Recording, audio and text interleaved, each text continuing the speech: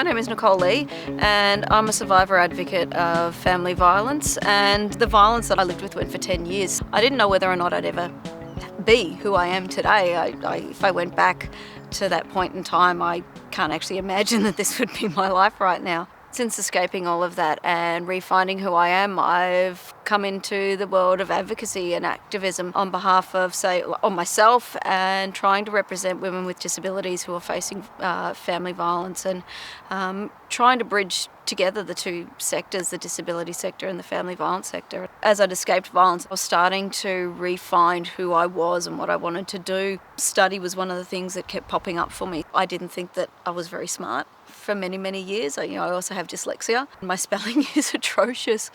But then realising that I am actually capable of doing this stuff and learning and writing essays and sitting exams, and that I really love acquiring new knowledge and understanding concepts. And the beautiful thing that I've gotten from university is learning about different things, learning about different concepts and theories and making sense. So putting them in place and making sense of my own life experiences as well.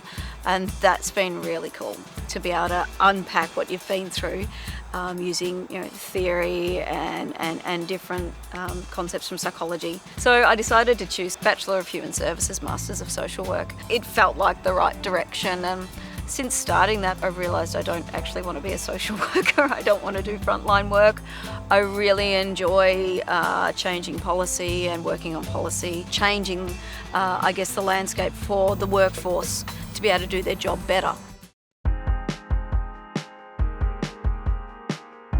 After leaving the violence, I was a single mum for a couple of years and learning and realising that all the horrible things that had been said to me, that I wasn't capable and I wasn't a good enough parent, were all untrue. And finding my ability to be there for my children again was something that I did for quite a while. And gaining confidence to be on my own, in my own home for the first time in many years, and that the whole world wasn't going to come crashing down around me, that I could hire support workers to come in and help me find and regain my independence.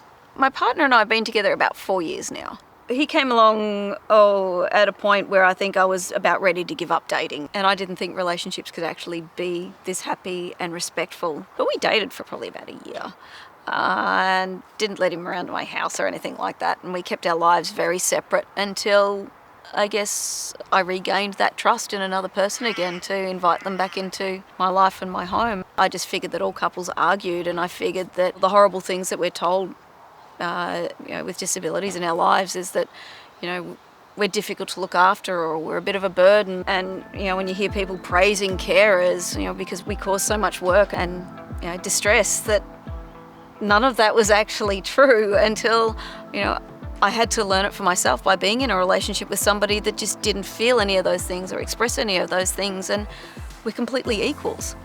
Most of us need somebody with that kind of level of compassion who's just patient and can just sit beside you. They don't need to save you. They're just there with you, so you're not going through it alone.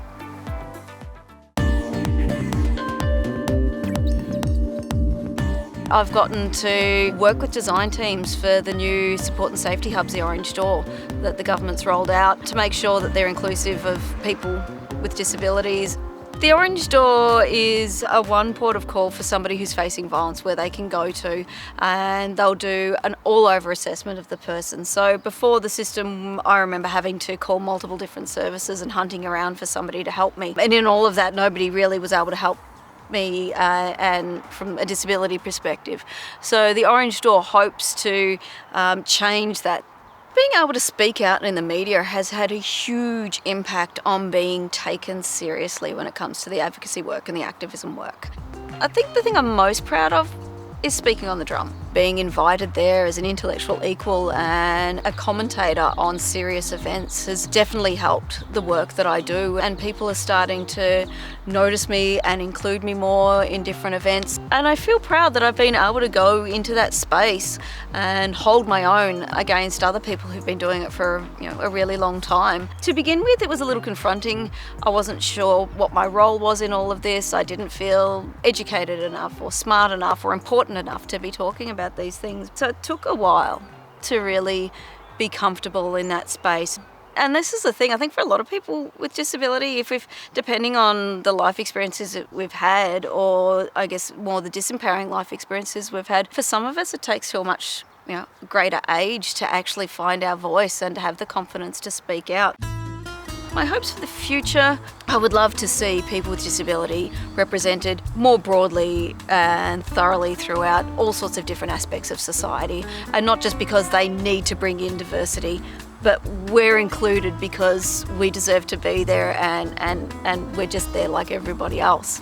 And we're not seen for our disability, we're seen for our actual contribution as a person.